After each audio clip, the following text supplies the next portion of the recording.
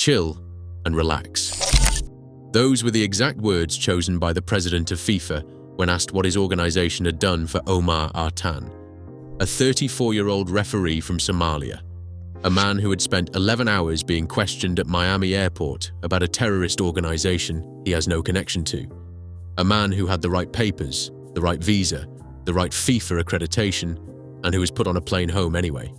The day before the World Cup, he had worked his entire career to reach. Chill and relax. While FIFA's president was saying that thousands of people were gathering at a stadium in Mogadishu, not for a football match, for a referee, to welcome home a man who had come back without his dream and to tell him he still mattered. And in Salzburg, Austria, UEFA was making a phone call that would change the story completely. This is what actually happened, and why the institutional fault lines running through this World Cup just cracked open in a way that cannot be papered over with a press release. Omar Artan arrived in Miami on the 6th of June. He has been on the FIFA International Refereeing List since 2018. He officiated the CAF Champions League final. He was named CAF Men's Referee of the Year for 2025. He was selected by FIFA from the entire global pool of officials as one of 52 referees trusted with matches at this World Cup. He carried a diplomatic passport. He carried his FIFA accreditation. He had a valid visa. Border agents pulled him aside anyway. The questioning lasted 11 hours. According to Artan's own account, it focused heavily on Al-Shabaab, the militant organization that has operated in parts of Somalia, not on his football career, not on his credentials, not on the FIFA documentation confirming exactly who he was and why he was there.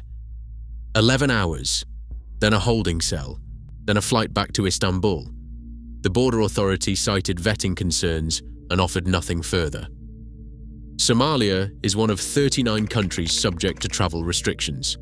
For the agents at that airport, that was enough. The diplomatic passport, the FIFA accreditation, the valid visa, the fact that the organization hosting this tournament had personally selected him. None of it was enough.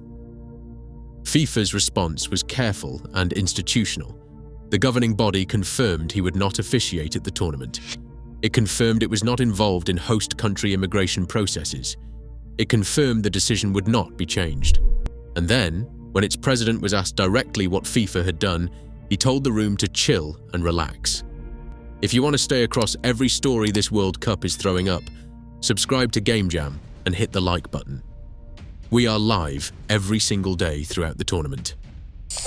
Now here is where everything changes, because UEFA's response was the opposite of chill. It was immediate, specific, and carried the full institutional weight of an organization that understood exactly what it was doing and why. UEFA's president released a statement saying Omar Artan is an excellent, experienced referee who has proven himself at the highest level. He said football is made to connect people, and then he confirmed that UEFA wanted to show its respect to Omar and his outstanding officiating skills, which had earned him such a prestigious nomination. That final phrase is not accidental. It is a direct reference to the FIFA World Cup selection that was taken from him at a Miami airport. UEFA was not offering Artan a consolation prize. It was making a public institutional declaration that the people who selected him were right, that the vetting concerns cited at the border were not football concerns, and that European football was prepared to say so by giving him the biggest stage it had available. On the 12th of August in Salzburg, Omar Artan will walk out for the UEFA Super Cup between PSG and Aston Villa, and he will become the first referee from the African continent ever to lead a major UEFA final. The historic moment that was supposed to happen at the World Cup will happen instead in Austria, given by a different governing body, because the organization that runs the World Game told people to chill and relax. The CAF president's response said everything about what the gesture meant. He thanked UEFA's president personally, by name, publicly, warmly. That kind of acknowledgement from the head of African football to the head of European football does not happen casually. It is a measure of what the appointment represented to an entire continent whose official had been turned away. But understand that this episode does not stand alone.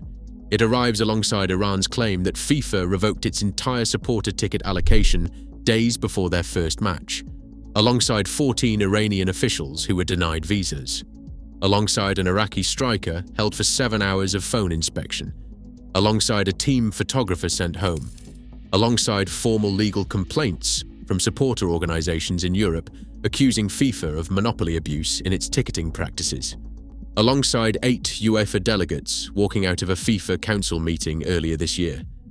The pattern across every single one of these episodes is identical.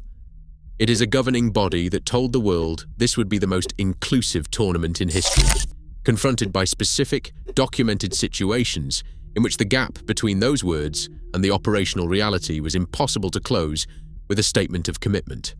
2 statements were issued within hours of each other on the morning of the 12th of June. FIFA's president said, "Chill and relax." UEFA's president said, "Football is made to connect people." Those 2 sentences are the entire institutional story of this World Cup, distilled into 20 words. FIFA has the commercial scale, the broadcasting arrangements, the prize money, the global platform, and the authority to select officials from anywhere in the world. It selected Omar Artan. It could not protect his ability to be there. UEFA does not run the World Cup. It has no jurisdiction over what happens at Miami Airport. And within hours of Artan landing in Mogadishu, UEFA had confirmed the Super Cup appointment, coordinated with CAF, released the statement, and made history. The authority to say what football actually believes, to act on the values the game claims to hold, rather than simply asserting them in press releases.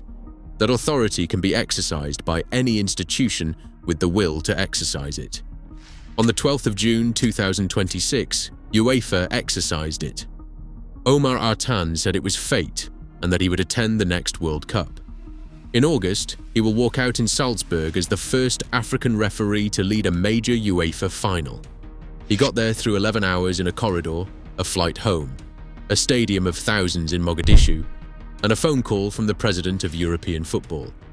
That is not the path anyone planned for him, but it is the path that is now his, and the institution that made it possible, quickly, publicly, and with genuine conviction, is not the one that runs the World Cup.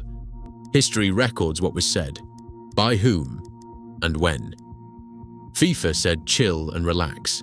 The question now is whether anyone inside that building understands why that response will follow this tournament long after the trophy has been lifted, and whether the 8 UEFA delegates who walked out of that council meeting earlier this year were the beginning of something much larger than a walkout.